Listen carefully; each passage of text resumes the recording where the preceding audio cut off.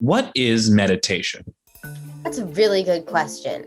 Yeah, so that's a really good question. I'm just kind of getting my train of thought with this. That one stumped me at the start. Apparently, it's a pretty hard question to answer because it seems to vary based on the person, experience, or school of thought. Meditation is really the practice where you're training the mind in mindfulness. You're training the mind to be more present, more aware, more connected.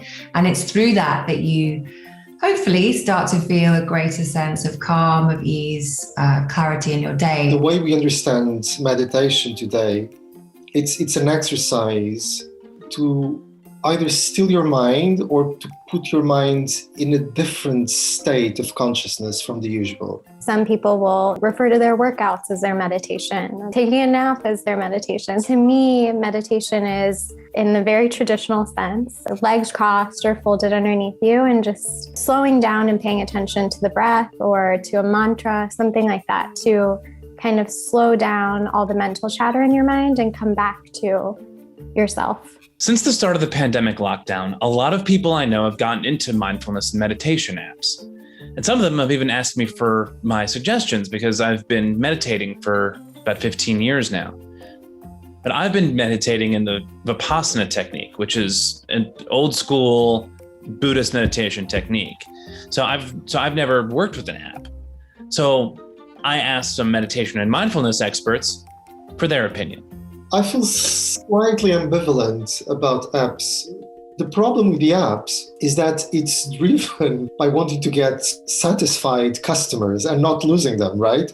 You're always developing novelty around the meditation app. I mean, we're a society of instant gratification, right? So if the user wants to keep coming back, we need to make sure that they feel a difference right away. That really kills, it just demolishes the beauty, the repetitiveness of meditation. So after talking to these experts, a debate was starting to form in my head. Are these apps actually promoting legitimate meditation, or should it be called something else entirely? So I handpicked a few and started to research, and I quickly became overwhelmed. Meditation has been shown to reduce stress, to improve focus, and create the right conditions for healthy, restful sleep. This form of meditation is perfect for those of you that are looking to use meditation to excel in school or in your career. This creates a feedback loop which helps you find mindfulness. The mind is like a muscle. The more you train it, the stronger it becomes. And while the greats mastered the body, the greatest mastered the mind. So I started off with the Calm app, and the first night, I fell asleep to the soothing, inspirational sounds of Matthew McConaughey. Well, hello there. I'm Matthew McConaughey. Tonight I'll be reading a special sleep story called Wonder. It was a dream. But was it meditation? I needed to dive in further into the Calm app.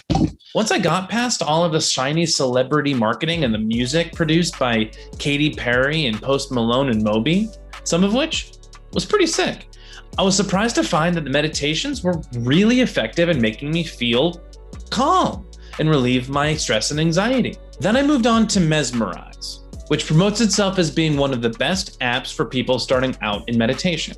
This is, in my opinion, an easier form of meditation to practice as compared to mindfulness breathing meditation because you only need to do one thing as compared to two. The visuals are awesome, and the guided meditations are pretty good too. The one issue is that because it's all visual, I didn't think to turn my notifications off. So as I was getting into it, I'd keep getting these notifications that would spike my anxiety. Headspace is guided meditation for everybody. Next, I tried Headspace, which actually ended up having a lot of overlap with Calm. Meditations geared towards specific things, except Headspace seems to go a little further with it, where they have meditations for grief, coping with cancer, for fear of the future, pregnancy. They even have yoga classes, which I really dug because it gets into like the mind-body connection. However, there was still something left to be desired for me. I couldn't quite put my finger on it. Then I tried Muse because it came with this sweet headband. But with Muse, you can slap a sensor on your head to pick up your brain signals and to stay in tune with the subtle subconscious changes which you may otherwise miss completely. So how Muse works is it tracks your brain, your heart, your breath, and your body during meditation. Muse has EEG sensors on the forehead and behind the ears, and a PPG sensor to track your heart. And what it does is it interprets your brain's activity into guiding sounds. So we all know that meditation is amazing for you, but meditation can be really hard to do. You sit there and you try to watch your mind, and it's hard to know what's going on inside of it. So what Muse does is it translates your brain activity into guiding sounds.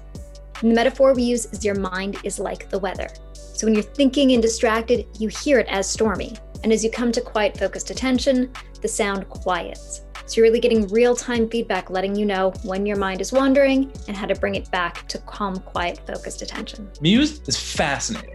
And it actually helped me figure out a way to be more focused in my practice, which I had not intended. But what it also did was it helped me figure out what had been bugging me about these apps. All of these apps are very clear about what it is that they are trying to help you with, whether it's getting better sleep or relieving your stress and anxiety, which is great. And they're all great at it. But for me, my issue is that Eastern meditation techniques are geared towards the lifelong, and in most cases, many lives long karmic journey towards fully liberating yourself from suffering. If you are attaching goals like this, like these apps are, to meditation, then are you thereby generating more suffering in the long term? See, I didn't know. So I went back to the meditation experts to find out what the core differences are between Eastern and Western meditation techniques, and if there is a balance that is achievable between the two. So I think the division between Eastern and Western meditation really finds its roots in those religious sources. So if we go back to the religions and we consider Western religion, Judeo-Christian, or even Islamic traditions, we have this idea of you're praying to a God that's outside of the self. There's a clear distinction between God and the self. And then if you look at Eastern traditions, Buddhism in particular, we all have Buddha nature inside of us. We're all the Buddha in our own way, and we're all interconnected, rather than in these Western traditions, the divine is something outside of you that you have to, pray to or revere because you don't have that within you. I actually think that the accessibility of all these things is counterproductive. Now, within the spiritual traditions, there's lots and lots of stories about how a big part of the process is seeking the right knowledge, seeking the right person who has the right knowledge. There's also the example of pilgrimage, in which it's really the action of being on the road, everything that comes with it, the right mindset, the effort. In Eastern practices, we're encouraged to breathe into the discomfort and feel the discomfort and move forward. In Western society, especially modern Western society, where our main goal is to distract ourselves, whether that's watching Netflix for hours, eating something that we can get delivered, we have this addiction to instant gratification. And if we have to sit through discomfort or pain, it's really hard for us. Even though there are some stark differences between Eastern and Western meditation traditions, it doesn't mean that these apps aren't helpful.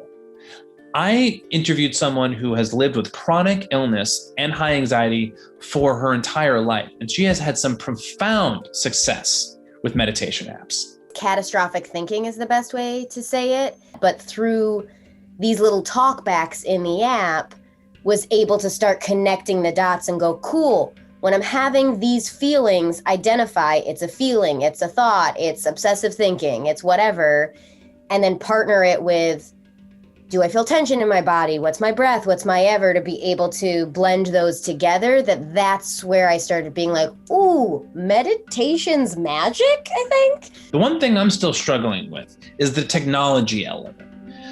Meditation is historically detaching from technology, from screens. I still don't know how I feel about utilizing screens and technology to help us meditate. It's kind of fascinating and ironic that we all want to be escaping technology and try to get back to ourselves with practices like meditation. And it might seem weird to be using technology to do that. But our approach is that technology is merely a tool. And it's a tool that helps you get to know yourself better. It's a tool that can allow you to connect with yourself, provided that the technology can get out of the way. It's not that technology is bad. It's our relationship to technology that becomes problematic. I think that technology has so much capability and power to do so much good in the mindfulness and meditation space. And I think we're just at the beginning of what it can and will probably do for people. Although this is amazing technology, it's not the final solution. And although we're amazing humans, we have new places we're evolving to also. I'm starting to think that the fact that it's so hard for me to come to a definition about what meditation is part of the point. I think what meditation isn't is just one thing. Because not everybody is on a many lifetimes karmic journey towards being fully liberated from suffering. Most of us are just trying to get through the day. So if what gets you through the day is working out or dancing it out or meditating, then do it. Because after the year we just had, I think we all deserve to feel a little less shitty and be a little more good to ourselves.